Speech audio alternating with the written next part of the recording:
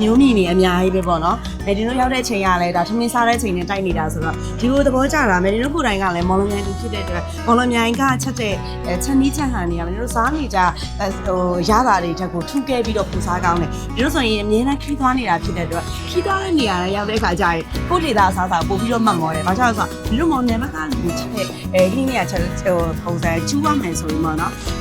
နေကြီးရဲ့ကောင်းခြင်းစီးရဲ့ကောင်းခြင်းရတာရဲ့ကောင်းခြင်းတခြားလက်စိတ်ကကောင်းခြင်းဒီဟာတွေနဲ့ချက်ချပါတော့အခုမတရားဒီနေ့ကျုပ်ဝင်လေးကျုပ်ဝင်ဆိုတာကဒါလက်ဝင်တယ်လေနော်ဆိုင်တိုင်းမှာမရဘူးကျုပ်ဝင်လေးဘာကြီးရဲ့သမီးကိုကျုပ်ဝင်တပွဲလောက်ပေးပါဒီကောင်းရင်သမီးကိုဟိုနေငင်းကောင်းလားရသမှုဒီနိုင်ငံရလဲရလို့ပါတပွဲဒီနေရာဆိုဘိုက်ရစားတယ်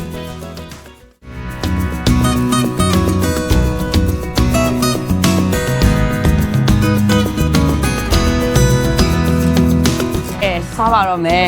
ဒါကတော့ဒါပမာကြက်ဥပြင်ဒါပမာကြက်ရဲ့ဥပေါ့နော်ကြက်ဥလို့ပါလို့ဆိုတော့တုံထမင်းဆိုင်တွေမှာမရဘူးဆိုတော့အရန်လောက်ဝင်တယ်ဆေးရရဲဟာလားအချွဲပြောင်းထုတ်ရရဲဟိုညှီနှန်းနေပြောင်းအောင်ဆေးရတယ်လို့အရန်ချုပ်တယ်ပေါ့နော်ဒါကြက်ဥပြင်လေးချင်းစစမ်းရတယ်ပြီးတော့ဒီမှာ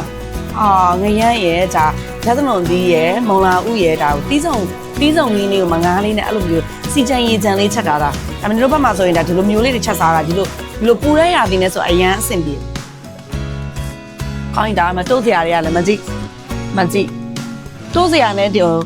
ဟိုနင်းဖြစ်နေโอเคမဆုပ်ပြေနေပြီအဲ့ဒီမှာတော့ဆွဲတော့မယ်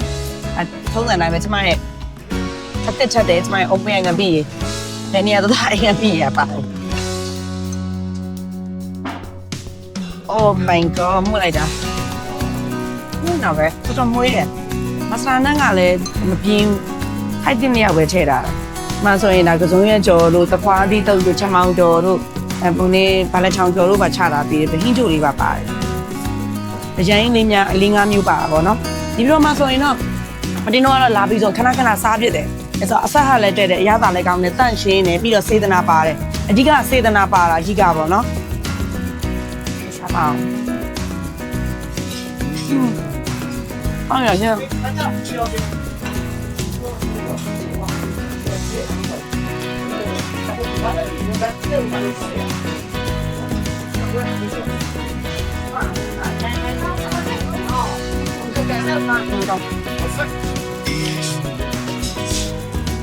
မန်းကြီးပေါ်နေ